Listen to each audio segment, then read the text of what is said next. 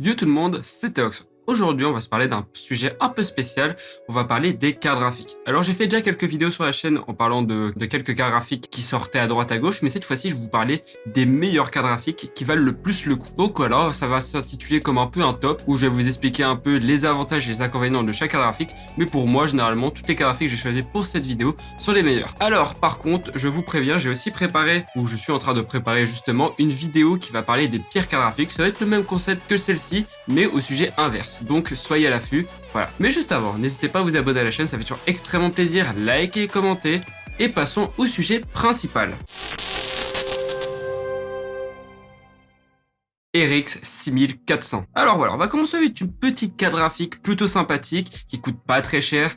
Voilà, c'est la RX 6400. Alors, elle est très controversée, c'est vrai. Il y a beaucoup de gens qui vous diront qu'elle est claquée au sol, d'autres personnes diront que pour son tarif, elle était plutôt bien positionnée. Moi, voilà, je suis plutôt d'avis à dire qu'elle est plutôt bien positionnée par rapport à son tarif. Elle est très bien. Pour 150 €, on a vraiment un carte graphique pour rentrer dans les configs les plus modestes. Justement, je vais l'utiliser dans pas très longtemps pour une vidéo PC à 500 €. Dites-vous, alors qu'on peut vraiment faire des PC vraiment pas très chers avec ce genre de carte graphique là. Voilà, donc c'est pour vous donner à peu près le positionnement de ces cartes graphiques. On va parler un peu de ces détails techniques, mais très rapidement. Elle a 4 Go de VRAM en GDDR6. Voilà, elle est avec la dernière puce RDNA2. Bon, ça voilà, c'est basique, c'est ce que les dernières cartes graphiques de chez AMD ont du coup. Voilà, donc c'est une bonne puce graphique qu'on a dedans. Et voilà, coûte pas relativement très cher. C'est pas une carte graphique très performante, on est honnête. Sa tête, bon, on va dire qu'elle a pas une tête qui a fière allure. Ça, c'est vrai aussi. Mais c'est une plutôt bonne carte graphique que je peux vous recommander si vous n'avez pas un gros budget.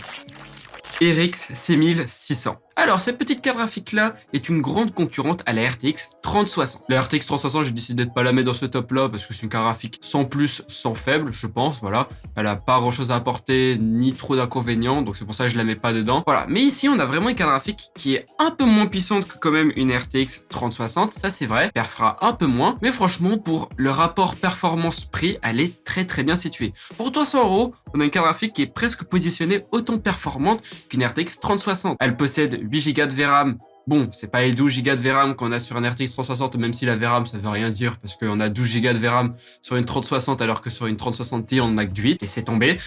Nvidia et ses choix hasardeux, on va les laisser tranquilles. Mais voilà, on a vraiment quelque chose ici, une carte graphique qui vous donnera pour faire tourner tous les jeux en Full HD, au moins en 60 FPS, ou voire même plus. On peut même atteindre 120 FPS sur certains jeux en ultra, ce qui est plutôt pas mal en soi, et on peut même déjà faire un début de 2K avec, donc c'est vraiment sympathique du tout. Voilà, donc c'est une carte graphique qui est plutôt sympathique, je vous la conseille, très bon best-seller, et voilà. RTX 3070. Alors cette carte graphique là, c'est une de mes cartes graphiques préférées à la sortie des nouvelles 30, de la série 30 de chez Nvidia.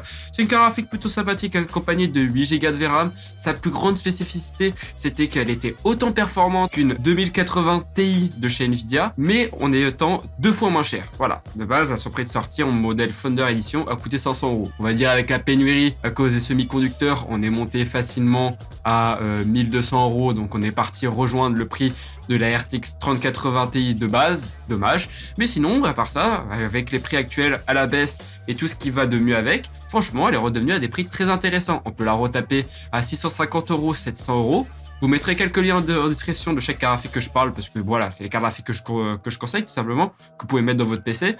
Mais voilà, c'est une bonne carte graphique, elle fera tourner tous les jeux en ultra 1080p, en 120 images par seconde, tranquillement. Elle saura même faire de la 2K 60 images par seconde, tranquillement, même, et même voir de la 4K 60 images par seconde, dans certains cas. Franchement, c'est vraiment super, c'est une carte graphique que je recommande sans hésitation. Et si vous voulez faire du ray tracing, c'est vraiment une carte graphique super pour ça. RTX 3060 Ti. Alors oui, cette carte graphique, on n'en parle pas beaucoup parce qu'elle elle est dans l'ombre de la 3060 et de la 3070. Donc voilà, c'est une carte graphique qui est plutôt sympathique, car ici on se positionne au niveau d'une 2080.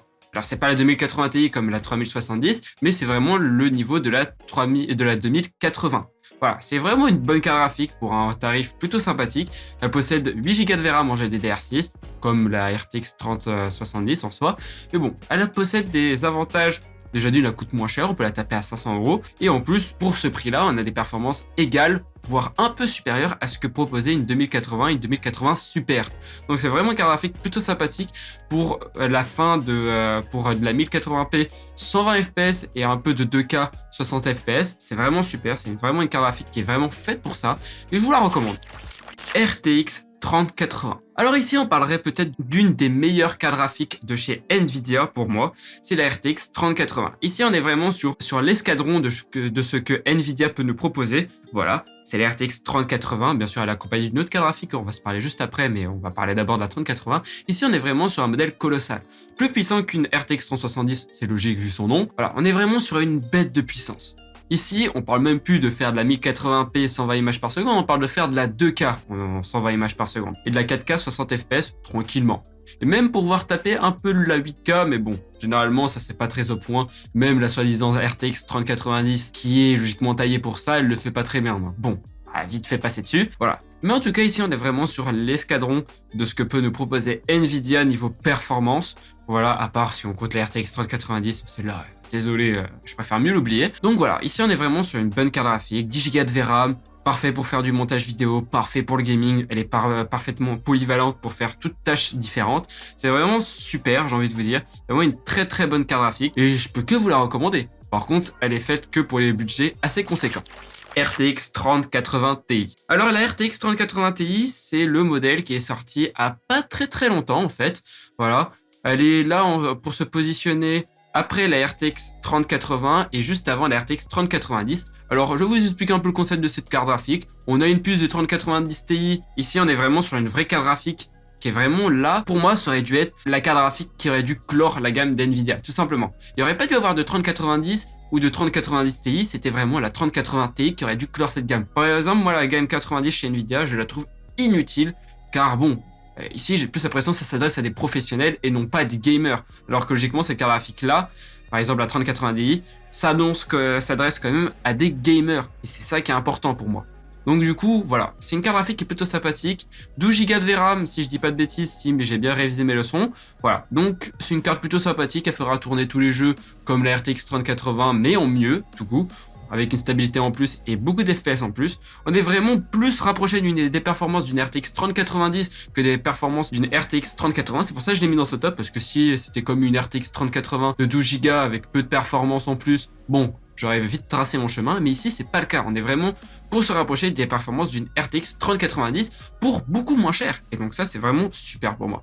Donc voilà, c'est vraiment la carte graphique si vous voulez mettre dans un PC ultra haut de gamme et si vous voulez pas mettre par exemple une RTX 3090 parce que ça coûte extrêmement cher, il faut se le dire. Voilà, c'est une bonne carte graphique à rajouter, on peut se la taper pour 1000 balles, donc franchement c'est vraiment super. Bah voilà, c'est ce qui va clore ce petit top, parce que bon, voilà, j'ai réuni toutes les cartes graphiques que je pensais utiles de mentionner les meilleures cartes graphiques qui sont sorties cette année, selon moi. Après, c'est que mon avis subjectif, j'ai le droit de me tromper, j'ai pas la science infuse dans ma tête, voilà, mais je pense avoir réussi à résumer le top global des bonnes cartes graphiques qu'il faut acheter et celles qui valent le plus le coup ces derniers temps. Bon, en tout cas, moi, ça sera tout ce que j'aurai à dire sur ce sujet. En tout cas, si cette vidéo t'a plu, bah, n'hésite pas à t'abonner à la chaîne, ça fait toujours extrêmement plaisir, liker, commenter, et à la prochaine vidéo. Bye!